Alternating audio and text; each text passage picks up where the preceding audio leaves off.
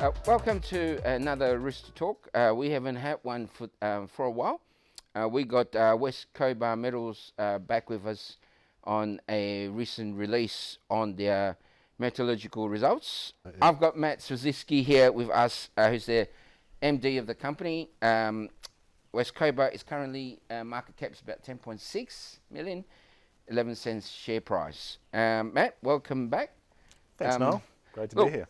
Good results. I mean, we've been waiting for this to come since I spoke with you guys a couple of months ago. Yeah. So let us know all about the results. Yeah, absolutely. Very exciting moment for us. You know, we've been working on these results for a number of months. Ansto's doing our network for us. I think they're doing the network for most of the players in the industry. They're, if not all. If not all, yeah. They're very credible. They know what they're doing, and we've just got the final results in for phase 1, which is what we've announced this morning. Excellent results in a nutshell. We're very happy with them. We've had a range of recoveries on, across. We did 63 tests with them on a range of samples, and we've reached up to 94% as a bookend. So on the high end, we've got some tests that show 94% recoveries, which are excellent, and we're getting averages across 7 out of the 8 samples. So we focused on 8 samples as being representative of the Newmont deposit. On 7 out of those 8 samples, we're getting average recoveries between 60 to 70% at various acid levels. So very good recoveries and very encouraging for us going forward. We're certainly enthusiastic that we know our rare earths leach, and now it's about optimizing the conditions. Ideally, like most of the other players, want to make sure we're using less acid. We want to make sure it's as economic as it can be. That's the next step with Ansto going forward. But this initial result is really encouraging. Okay. I noticed that you guys talked in the announcement. You mentioned a lot about your MREO recoveries and things, which really is the meat of the whole rare earth story. It's the cream, right? Like, so. Correct. And obviously, I think one of the numbers was up to 94% recovery. Yeah. Is that industry standard? Is that good? How good, when we say it's good, when we're talking about better invention of sliced bread kind of stuff? I think 94 is, that's the upper bookend for what we've seen. It's very good. I mean, if you can get in the 90s, you've got a very good chance of strong economics. I think what we saw was a range, and the most important for us was what's the consistent range that we're getting. And in the 60s or 70s, that's still extremely good results. Okay. And basically, with the samples that we looked at, there was one that didn't quite play ball, and I can tell you a bit about that one. But we've had 7 out of the 8 were excellent and all in a very tight range of results, and one had clearly poorer results. It was an outlier. And we sort of looked at that, and that's quite interesting learning for us, because we kind of go, well, why was that one not as good as the others? The reality is it's a higher level of kaolinization in there. So there's a bit more refractory minerals in that sample, and that's quite interesting for us as a learning going forward, so we know which bits of the deposit are the sweet spots. But the encouraging thing was the other 7 behaved very consistently and very well across the range there. Okay, and obviously, the amount of acid you use and what pH levels is the key, seems to be the key, is what I'm hearing. I'm an expert because I listen to you guys. And the lack of success with ammonium sulfate and the organic acid, I mean, how does that factor in? Is that something that you what you were trying to hit, or was that just mediocre level? Look, I think we expected hydrochloric pathway to be the best one. So based on the historical work Salazar had done, we knew we were probably going to have the most success with hydrochloric acid. We tried sulfuric and we had some success. We tried ammonium sulfate. Ammonium sulfate is typically more associated with the pure ionic clays, and that didn't really work for us. I think we've got an element of ours is ionic, but the majority isn't. So that means you will need acid. We tried, just to see what the range was, we tried sulfuric, but we knew we had to focus on the hydrochloric, and that's where we ended up. The results are they are encouraging in the other pathways as well in terms of citric or sulfuric, but hydrochloric was the clear standout for us. So then it's a case of how do we get the concentrations further down in the acid. Just so that the guys out there can understand a bit more, you had the 3 tables in your announcement. Can you just briefly run through it so they can get a bit of context of what you were trying to show in there? Yeah, absolutely. So you're right, there's 3 tables and they're grouped by acid strength. So we started with a pretty strong acidic solution, 100 grams per litre, and that was the test to see will these minerals come out under acid. And we're getting results in there that are very, very good, and that's where one of the 94% sits. Yep. So we've then grouped, we've grouped each sample depending on where it is in the geology, and we've got a couple of key layers. We've got what we call an upper saprolite and a lower saprolite, and we've targeted both of those in each of the samples, differentiated between them, and with the 100 grams per litre, we've left it for 3 hours in a liquor form, 8 hours in a liquor form, and 24 hours in a solid form. Slightly different ways of looking at it. And obviously the 24 hours had the best results. The longer you leave it, the more that leaches out. But what was very encouraging as well was even the 3-hour ones were getting really good results. So for us, that means, there's an incremental benefit in leaving it in the acid longer, but the 3 hours gets a big tick on the 100 grams per litre.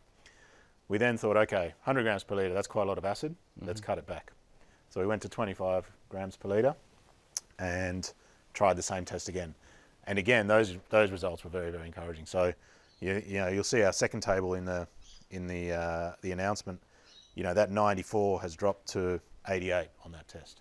So overall, for a reduction from 100 grams to 25 grams in acid per litre, you're incrementally losing 6% recoveries, which isn't a game changer in terms of recovery loss, but it is a game changer in using less acid. So very encouraging results on the 25 grams per litre, and I think we kind of thought, that's a really good start. Can we go further than that? So we had a look at the 12.5 grams, which is the next kind of obvious step. So this is all in consultation with ANSTO. So we're talking to them about what makes sense as the next step, and the 12.5 grams per litre was the obvious one to look at next, and that series of tests. Again, we did the 3-hour, the 8-hour, and the 24-hour, and all those were encouraging again. So you'll see good recoveries on all those on the 12.5. So the takeaway for us is we know it leaches with acid. We know it leaches with a reduced acid level of 12.5 grams a litre. Can we go further than that? Can we make it more benign? Is there a trade-off between the amount of acid we use and how long we leave it in solution for? And that's the kind of stuff that ANSTO is doing for us next. That's the next series of tests. Okay.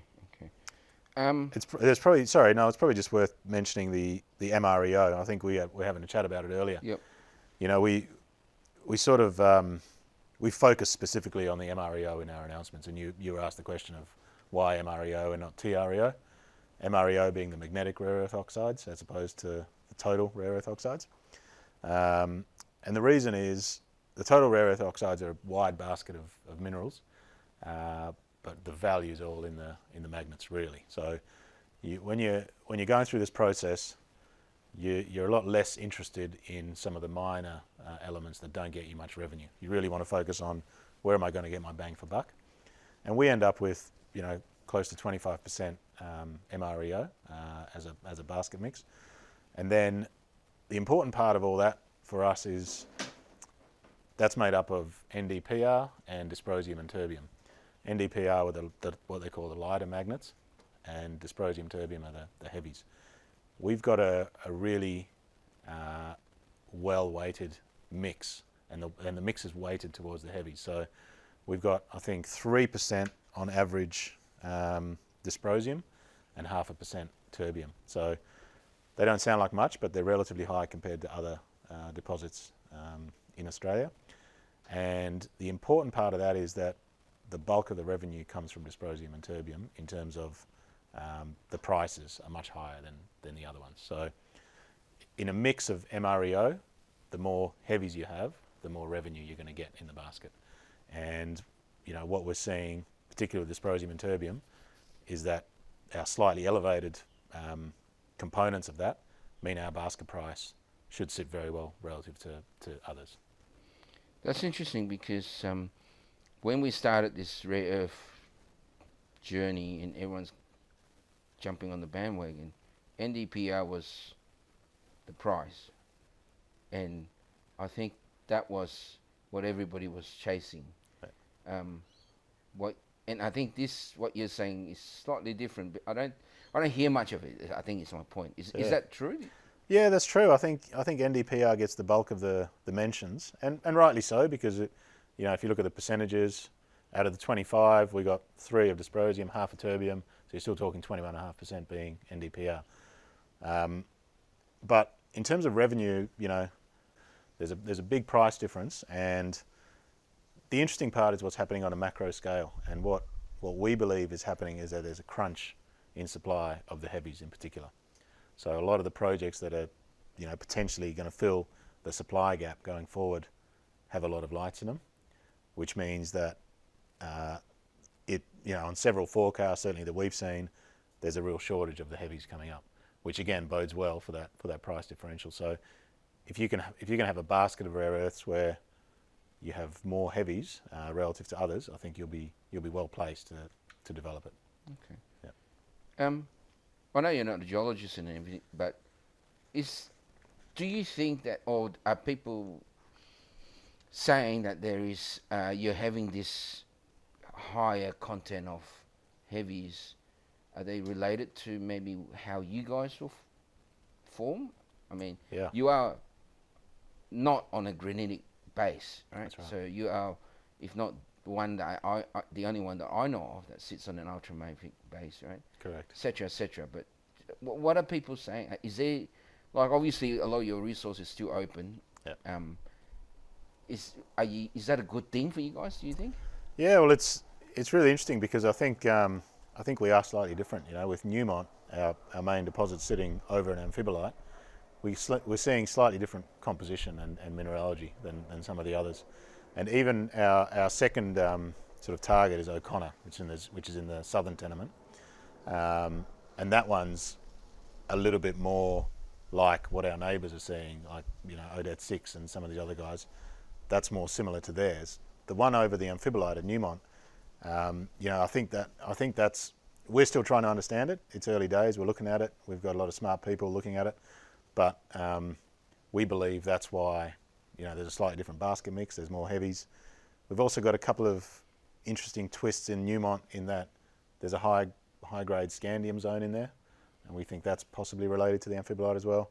And there's an HPA component in there as well. So slightly different mix of mineralogy. If anything, it seems to have upgraded some of the elements for us. And so we're really excited about some of the further test work we're doing to get to the bottom of how we can develop Newmont. Yeah, I think that's very important because we're not at a level where we know what we're talking about in terms of rare earths and what you're dealing with. I mean, people like yourself and Brett from 86 and all these guys are saying themselves, right? Yeah. It's a learning progress as we go. Yeah. Every day is a new day. But like I noticed when you sort of talked about your MREOs and you were effectively beneficiating by taking out all the impurities, and it's up at 3,400 ppm, which is correct. Very, very high. Correct. And what's the industry standard of thinking that what can work? I know might not bear so well for those that have lower grades, but what is the industry's? Well, what do you guys feel that you need 4 figures or is 3 figures, high 3 figures good? What's the take? I'd say that's evolving as we go, and I think it's also very closely related to the current current basket prices. At the moment, the prices are a little bit depressed for rare earth. So if you work backwards from that, you can kind of make assumptions about what your capital costs are going to be, what your OPEX is going to be, and then what grade you need. I don't think as a group in the clays we're that advanced yet. We're working towards that, but I think the one thing that is clear is that you want as high a head grade as possible out of the ground, and then you want to beneficiate it as cheaply as possible. So, what we're finding, and you alluded to this, the screening. Screening is a very simple process. It doesn't cost much. and you just run it through a screen, and all of a sudden, does it beneficiate? What we're seeing with these ANSTO results is that it beneficiates really well for our Newmont stuff.